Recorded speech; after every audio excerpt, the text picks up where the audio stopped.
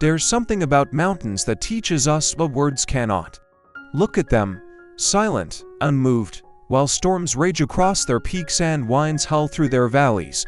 They remain unchanged, not because they resist the storm, but because they understand something fundamental about existence. They know they are not the storm. As we walk through these ancient peaks, I want to share with you a truth that the Stoics discovered 2,000 years ago, a truth that these mountains have known for millions of years. You are not what happens to you, you are how you respond. And in that distinction lies your freedom. Picture a mountain lake at dawn. The surface is glass. Every peak, every cloud, every bird in flight is reflected perfectly. But when the wind comes, when rain disturbs the surface, the reflections shatter into chaos. Is this the lake's fault? Has the lake lost something? Has it become less than it was?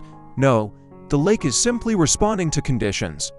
And when those conditions pass, it returns to stillness. Marcus Aurelius, the philosopher-emperor who ruled Rome while leading armies and facing betrayals, wrote in his private journals, "You have power over your mind, not outside events. Realize this, and you will find strength." But here's what most people miss. He didn't write this when life was easy. He wrote it while plague ravaged his empire, while his own son conspired against him, while he watched people he loved die. The still water principle isn't about having a life without disturbance.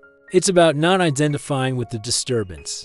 Think about the last time someone's words shook you. A criticism, an insult, a betrayal. In that moment, you believed the disturbance was you. The ripples became your identity. But you are not the ripples, you are the lake. And like the mountain lake, you have a choice that exists beneath every disturbance. Will I hold onto this ripple and make it permanent, or will I let it pass, knowing that stillness is my nature?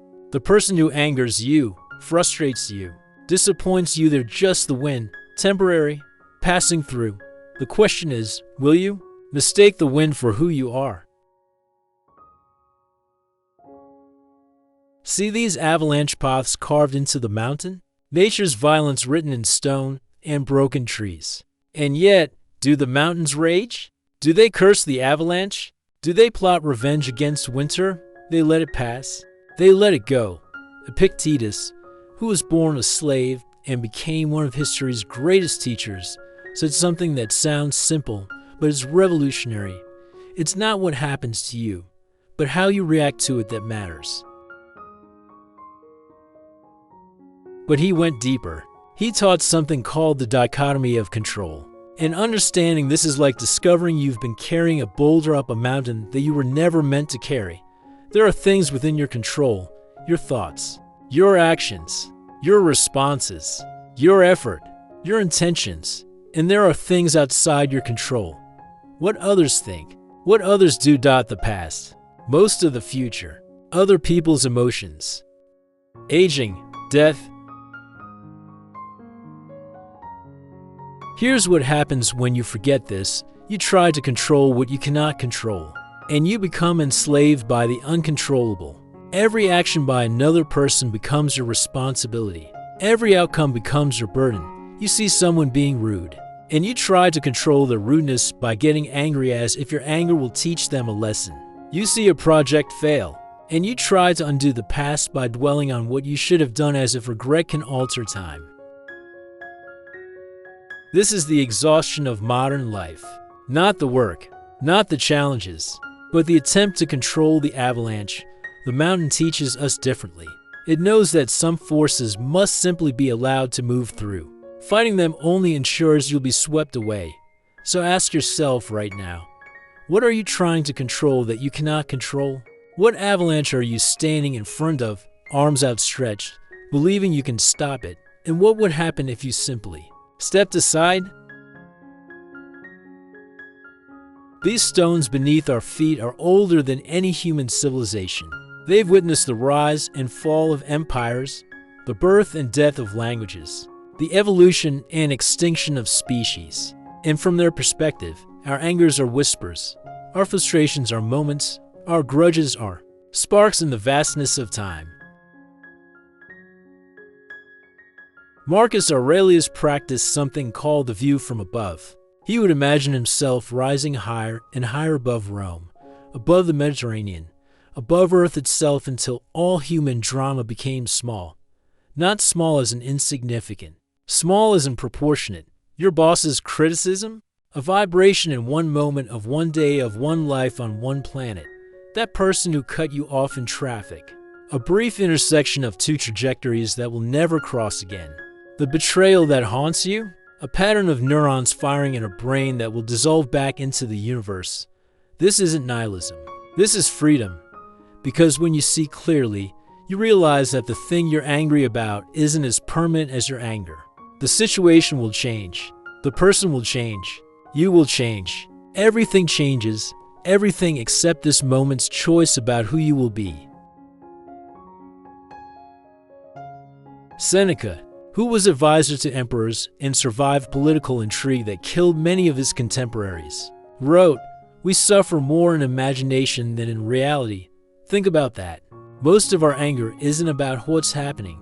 It's about what we imagine it means. Someone doesn't text you back, and you imagine they're rejecting you. You imagine future scenarios. You build entire narratives of disrespect. But what's actually happening? Nothing. The text wasn't sent. That's all. Everything else is imagination. The stone doesn't add stories to the wind that erodes it. It simply exists through the erosion. Can you exist through your life without adding stories to every occurrence? Can you see what's actually happening instead of what you imagine it means? At the summit, the air is thin. Breathing requires effort. But the view reveals what cannot be seen from below. And this is what happens when you rise above your immediate reactions. You see patterns. You see causes. You see suffering behind behavior. The person who was rude to you, they're carrying pain you cannot see. The friend who disappointed you, they're fighting battles you don't know about. The system that failed you, it's made of humans trying their best with imperfect information. This doesn't excuse harm, but it explains it. An explanation dissolves anger like sunlight dissolves fog. Marcus Aurelius wrote, "When you wake up in the morning, tell yourself, the people I deal with today will be meddling, ungrateful, arrogant, dishonest, jealous, and surly. They are like this because they can't tell good from evil." But notice what he does next. He doesn't say, "Therefore, I will be angry at them." He says, "But I have seen the beauty of good and the ugliness of evil, and have recognized that the wrongdoer has a nature related to my own." This is the summit perspective. Everyone is trying to be happy. Everyone is trying to avoid suffering. But most people have no idea how. They're blind. They're confused. They're operating from ignorance, not malice. Does this mean you tolerate abuse? No. You can have boundaries without anger. You can remove yourself from toxicity without hatred. You can protect yourself without seeing others as enemies. The mountain doesn't hate the avalanche, but it doesn't pretend the avalanche isn't destructive. Wisdom is knowing when to be like water flowing around obstacles, and when to be like stone immovable in your principles, but never like fire consuming everything including yourself. Here's what nobody tells you about Stoicism. It's not about reaching some permanent state of unshakable calm. It's about the practice, the return, the choosing, again and again. You'll still feel anger. The Stoics felt anger. Marcus Aurelius admitted to struggling with his temper his entire life. The difference is they didn't let anger make decisions. Think of it this way, emotion is like weather. It comes. Anger is a storm system moving through your consciousness. You didn't summon it. You can't dismiss it by force of will alone, but you can refuse to act while the storm is present. This is what Seneca meant when he wrote, "The greatest remedy for anger is delay." Not suppression, not denial, delay. Feel the anger. Acknowledge it. I notice I'm angry. See it like clouds passing over the mountain. And then, wait. Wait until you can see clearly, because anger makes promises it cannot keep. It tells you, if you react right now, You'll feel better. You'll teach them a lesson. You'll get respect. You'll get justice. But anger is a liar. What actually happens? You damage relationships. You say things you can't say. You make decisions you'll regret. You strengthen the pattern of reactivity in your brain, making it easier to be angry next time. Every time you pause between stimulus and response, you're building the path of wisdom in your mind. Neural pathways form through repetition. Patience is a muscle. Perspective is a practice.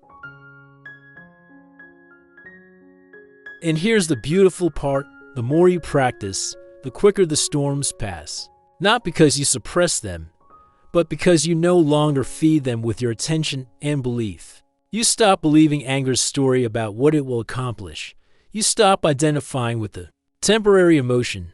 You become the mountain that washes weather without becoming the weather. We've walked together through these mountains today, from the still lake to the avalanche path, from the ancient stone to the summit and back down, and now we return, but not unchanged, because understanding Stoicism isn't about memorizing quotes or techniques. It's about remembering what you already know deep in your bones. You are vaster than any single moment. You are deeper than any emotion. You contain multitudes. You are not your anger any more than the ocean is one wave. The next time someone tries to disturb your peace, remember this walk. Remember the mountain that doesn't argue with the storm, the lake that returns to stillness, the stone that endures through time. And ask yourself the only question that matters. Who do I want to be in this moment? Not who are they? Not what did they do? Not what's fair or unfair? But who do I want to be? Because that's the only thing you control. And it's the only thing that matters. You can't control if someone disrespects you, but you can control whether you carry that disrespect with you all day. You can't control if you face injustice, but you can control whether you let injustice make you bitter.